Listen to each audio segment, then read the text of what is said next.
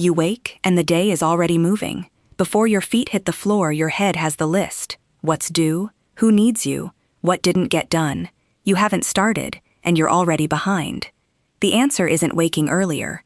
Your first 20 minutes can influence the pace you carry all day, and most people set it to already late before they're dressed. Chinese wellness has a different instinct here. It doesn't ask you to attack the day. It works with rhythm instead of force, and it treats the first hour as one of the few parts of the day you can shape before outside demands fully arrive. So here are 8 habits that make the whole day easier. Most use moments already sitting in your morning. Several take 3 to 5 minutes. 2 ask you to protect 10. None needs a product, and none is a routine you have to build. And the last one explains why a calm morning usually evaporates by 10 and what to do about that. Start with the one that decides everything after it. What gets into your head first? Think about the actual order of your morning. Alarm, phone. Within 90 seconds, you've absorbed a headline, 3 messages, and somebody's bad news. None of it yours, all of it now yours. So the first habit is a boundary, and it's the sharpest here. For 10 minutes after you're upright, nothing goes in. No screen, no news, no radio, no messages, no podcast. Sit somewhere ordinary. The edge of the bed is fine. That's the standard version. You'll know it worked when one thought appears that started with you, from your own life, not in reaction to something. In Chinese wellness, this is jìng, quiet sitting. It needs no meditation training and no perfectly empty mind. You're simply sitting, awake, with nothing arriving. Now, you're objecting. You don't have 10 minutes. There are people in your house who need things, and the morning was never yours to begin with. Then take 3. 3 minutes with the door shut still counts. That's the minimum version. And on a crowded morning, it's the real one. The number was never sacred. The order is something of yours before something of theirs. Because what enters first can influence the mood and urgency you carry into the rest of the morning. And you may carry a feeling to lunch without ever knowing where it came from. Now stand up and notice something before you do anything else. Your jaw, your shoulders, your hands. Many people wake with tension already there. Jaw, shoulders, hands. Not from anything. The body simply comes up ready for a fight that hasn't been scheduled. Releasing some of it early may make it easier not to carry it, unnoticed, into the meeting, the commute, the whole day.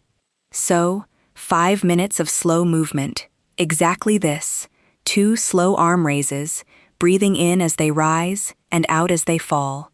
1 gentle turn to each side. 3 shoulder rolls. Open and close your hands a few times. Finish with 1 longer exhale. Every part of that works sitting down, if standing isn't comfortable or your balance isn't what it was. You're finished when the main joints you can move comfortably have each moved once. No bouncing, no forcing, a comfortable range only. And if anything causes pain, dizziness, or discomfort that seems unusual, stop there.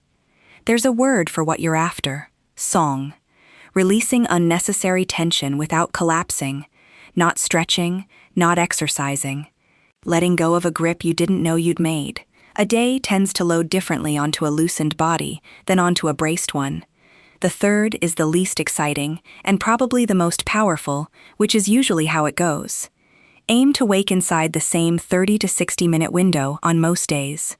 Not earlier, the same window. If it's 6:30 on Tuesday, Sunday sits near 6:32, not 10.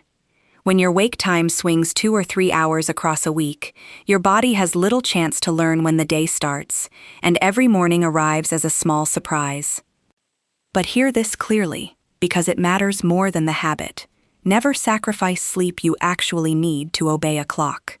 Adequate sleep comes first. This is rhythm, not punishment.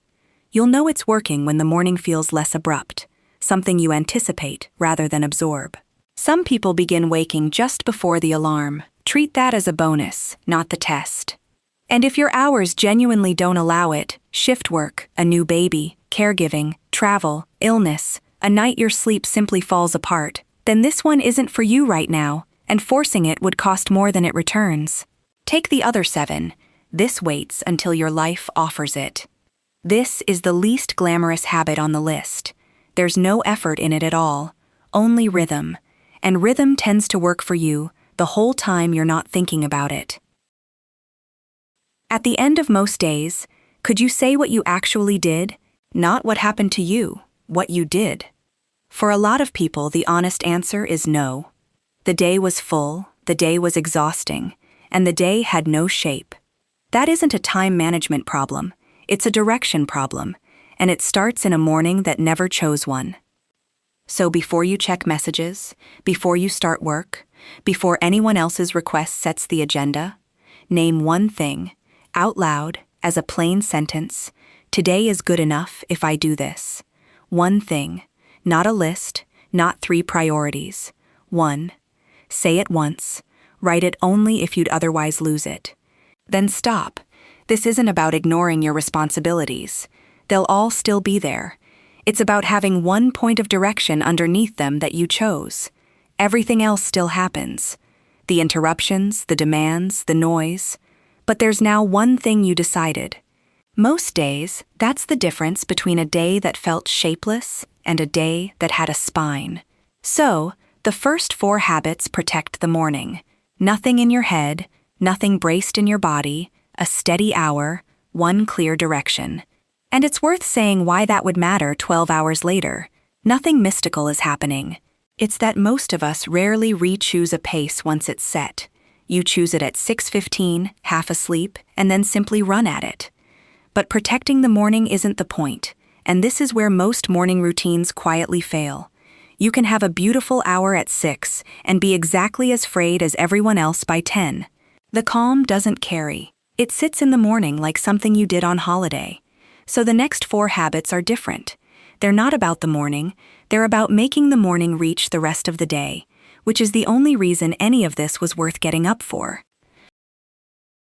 The first thing you do after all that is usually where it falls apart. Watch yourself tomorrow. Making the bed, washing, getting dressed, you'll do it fast. Not because you're late, because fast is the setting you're in, and that setting is the one the rest of the day inherits. So, take one low-stakes morning task and do it around 20 or 30% more slowly than usual. Not comically slowly, just deliberately. Making the bed, preparing tea, washing, opening the curtains. Not driving, not urgent caregiving, nothing where slowing down would make you late or unsafe. The point isn't inefficiency. While you do it, nothing else at the same time, shoulders down, one task finished before the next begins. You're done when one ordinary task is complete and you didn't rush it. That's the lesson. Some quiet part of you believes that slowing down breaks something. You'll be late, you'll fall behind. So you do one small thing deliberately, you watch, and you learn that moving a little slower doesn't automatically produce the disaster the rushed mind predicts. You're not saving time by doing the first task fast. You're choosing a pace once, instead of letting urgency choose it for you every day, unnoticed. The 6th habit doesn't happen in the morning at all. It happens tonight. Mornings are hard, partly because they're full of small decisions made by the least capable version of you. What to wear? Where's the bag? Where are the keys? None of it is difficult. All of it costs something, and you're paying at the worst possible hour. So pick the one decision that trips you most often. The keys, the clothes, the bag, the thing you're always hunting for. Just one. Then give it a default. The keys live in that bowl. The clothes are out. The bag waits by the door. Then prepare that same default before bed for 7 nights running. Not a different one each night. The same one, until it stops being a decision and becomes where the thing simply is. You're done when it's reliable. Only then choose another. One reliable default can make a morning ask fewer unnecessary decisions of you. That's a modest claim, and it's the true one. A good morning is mostly built the night before by someone who was thinking clearly. Be that person for 90 seconds. Now the handoff, the moment your morning meets the world. Most of us arrive at the first demand of the day with nothing to spare. It's efficient. It's also why the first thing that happens to you is a small, avoidable panic. The traffic, the queue, the clock, the calculation. You spent an hour building calm and then handed it straight to the road. So build a 10-minute buffer before the first external demand, whatever yours actually is. Leaving the house, if you commute. But equally, before the first login, the first call, the appointment, the school run, the moment caregiving starts, or the moment you open your messages. If 10 is genuinely impossible, take 3. You're done when you reach that first obligation, without having used every available second. There's an old idea in Chinese art called liu bai, leaving white space. A painting isn't only what's painted. The empty part is doing work too. The same can be true of a day. 10 empty minutes at the front aren't 10 minutes lost. They're slack. And a small buffer can stop the first minor delay from immediately becoming a crisis. Now the last one, and it answers the question I raised at the start, why a calm morning usually evaporates by 10. Here's the reframe. Nothing about the morning was wrong. The problem is that you treated it as a separate thing, a nice hour, sealed off, that ends when the day begins. So of course it doesn't carry. You didn't build a door. So the final habit is the smallest, and the one that makes the other 7 worth doing. Decide all 3 parts in the morning, before the day starts. Your cue, the first difficult email, the tense call, the moment your jaw sets. Your thread, one thing from the morning. Your exact return, drop the shoulders, one long exhale, say your sentence once. 30 seconds. You're not expected to stay calm all day. Nobody does. You're done when you notice, once, and come back. Because that's what turns a morning routine into something that actually makes the day easier.